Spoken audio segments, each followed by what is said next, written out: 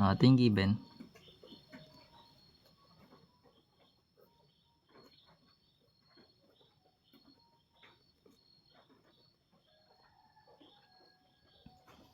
So, meron tayong given guys na 3x squared y cube times 4x raised to 4y raised to negative 1. So, basically guys, ito, concept lang to ng exponents. So, once na gets mo yung exponents na rules, sabihin, basics na lang yun. Ito kasi power rule, ano lang to eh, product rule lang eh. May number na nasa harapan ng variable. So, meron tayong 3 times 4, that is 12. Then yung x squared times x raised to 4. So kapag product rule guys, or twice mo nababasa yung variable, then multiplication sila, ina-add mo yung exponent niyan. So yung x squared times x raised to 4, nabasa mo twice yung variable x. So you can just add the exponent. So ano ba yung 2 plus 4? 6, di ba? So magkakaroon ka ng x raised to 6. So kung meron kang y cube times y raised to negative 1, hindi mo na kailangan i-reciprocal yan actually. Kasi ang sabi nga natin, kapag parehas ng variable, tas minumultiply, ina-add natin yung exponent. So as you can see, meron kang 3 plus negative 1, edi mag-subtract ka lang. Integers na lang yun. So 3 minus 1 ang kakalabasan nun. Edi magiging y squared. So basically, magiging y squared siya. Pero if ever na gusto mo siyang i-rewrite as fraction, pwede rin. Pero ganun pa rin kakalabasan actually na magiging 12x raised to 6y squared siya. So, yun na yung concept sa isang concept ng loss ng exponent na magkakaroon ka ng multiply mo yung mga coefficients, add mo yung exponent kapag parehas ng variable. Then, yun na. Basta parehas. Next tayo. Number 2. So, what if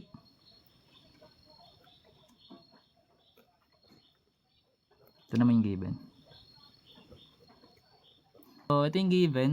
2 times x minus 5 equals 3x plus 4. So, bago ka mag-solve nyan, distribute mo muna to. So, 2 times x, that is 2x. Then, 2 times negative 5, magiging negative 10. Distribute yan guys sa ganyan, no? So, kasama lagi yung operation.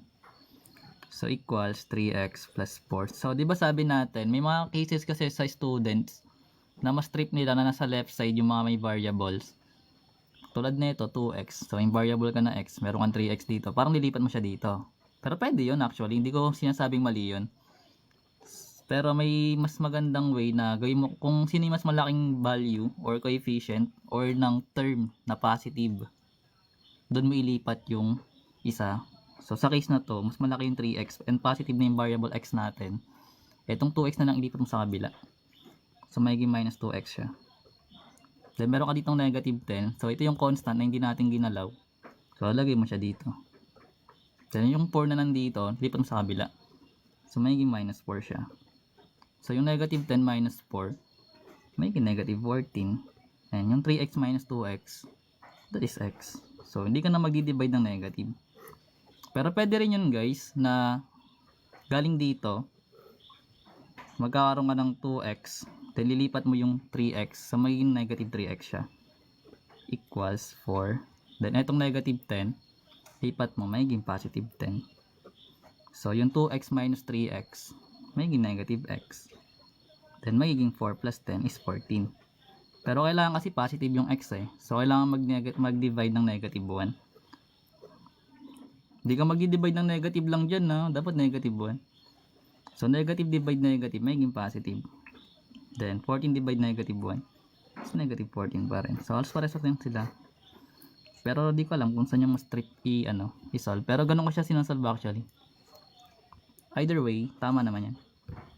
Then, to check, plug mo lang siya dito. Then, kapag equal siya both sides, edi tama.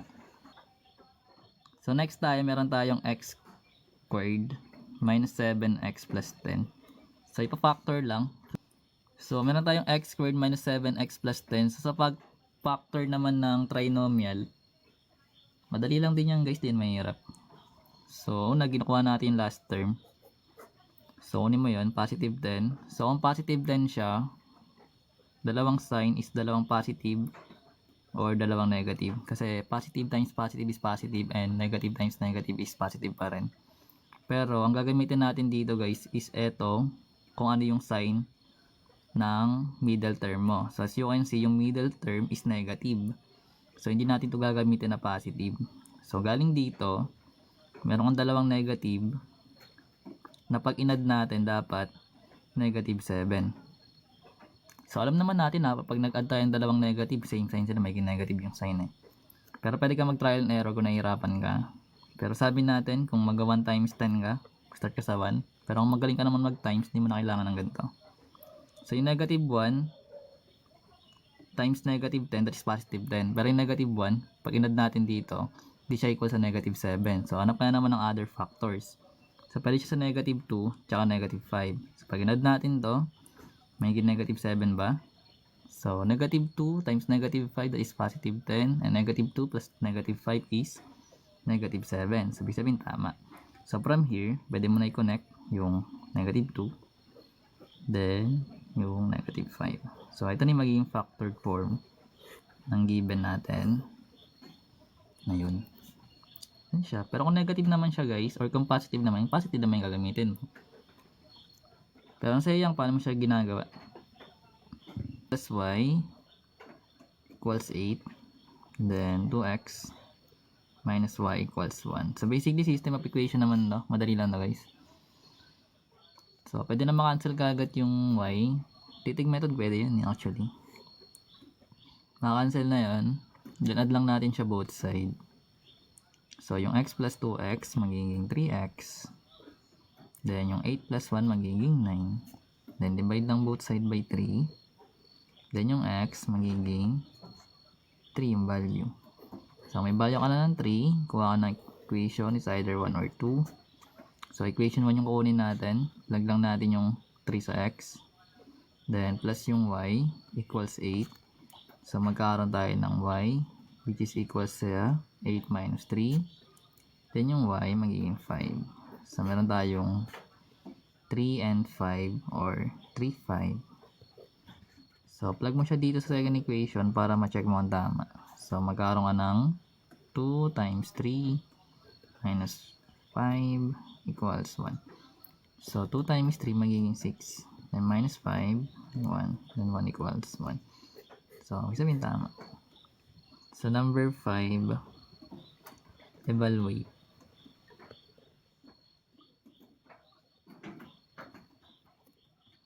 So meron tayong given, f of x equals negative x squared plus 4x minus 3 if x is equal to negative 2. So ano magiging value?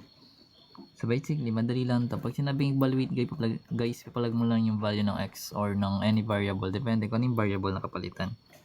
So sa case na ito, meron tayong value ng x which is negative 2. So mentally, you can solve that. So magkakaroon lang ng f of negative 2. Then, remember negative x squared to ha. Then yung value ng x is negative 2.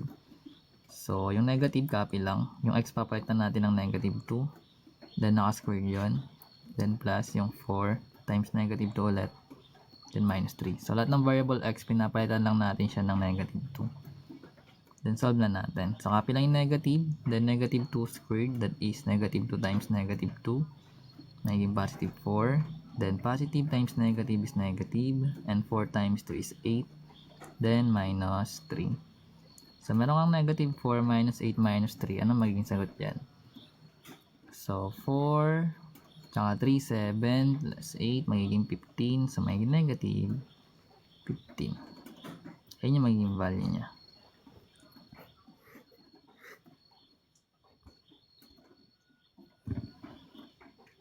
Next, solve. Sino ba sumagot? Huwag na, tulog na kayo. Si Idol Rapi, tulog ka na. Pasokan na naman Idol Rapi oh. Sipag talaga ni Idol Rapi.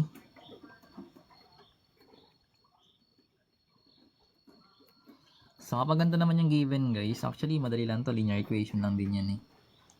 So, ito nang ginagawa natin last time. Kung may given tayo na 3 over 4x minus 2 equals 7. So, lipat lang natin sa kabilang side. yung isang term, yung constant. So, bali magiging 7 plus 2 na siya. Then, magiging 3/4 x equals 9. Then, cross multiply na lang. Or multiply mo siya both side by LCM, which is yung 4. Or cross multiply. So, 4 tsaka 4 makakancel yon dito. Then, 3x na lang siya dito. Then, sa kabila naman guys, if ever na ayaw mong i-multiply, pwede naman. Pwede mo siya gawing as factor lang. Then, tsaka mo siya i-divide by 3. Para masimplify mo na yung pwede. So, sa case na to, pwede nating sabihin yung 9, tsaka yung 3 is divisible by 3, diba? So, magiging 3 na to. Then, 3 times 4 ka na lang, magiging 12. So, mas madali.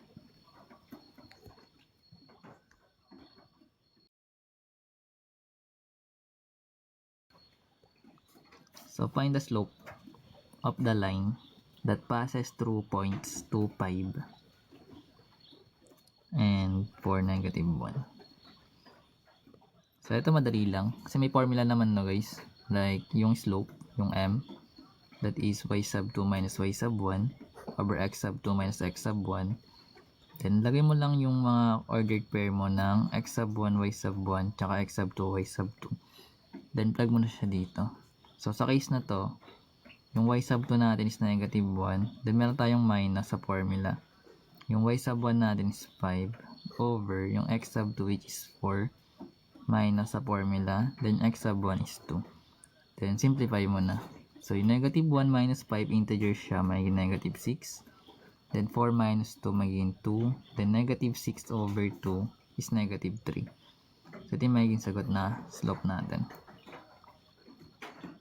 Then, remember, kapag yung slope is negative, yung graph is pababa. Then, kapag positive, pataas yun.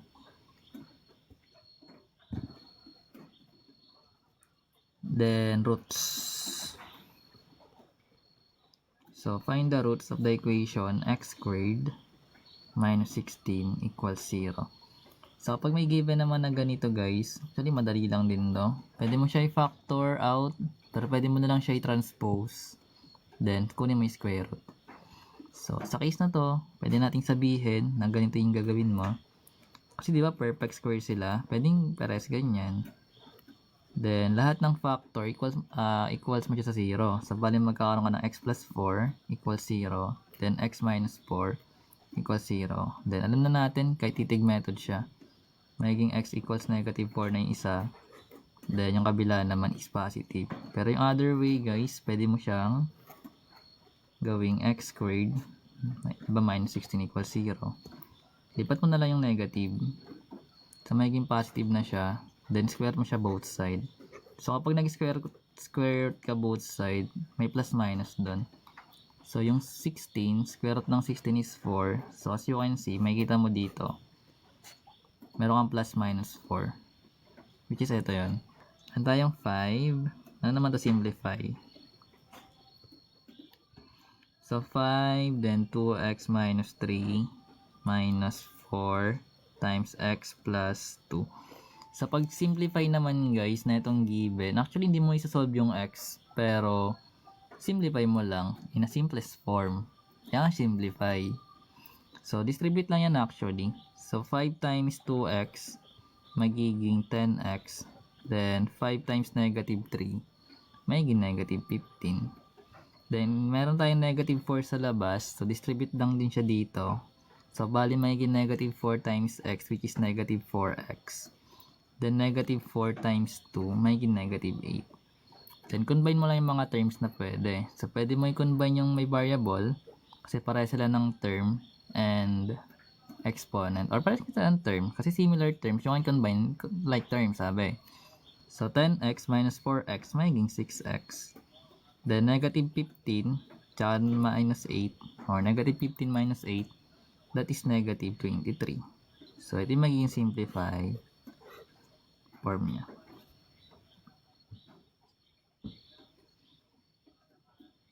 So, ngayon, kung meron naman tayong given like anong property daw ng equality etong given. So, let's say meron tayong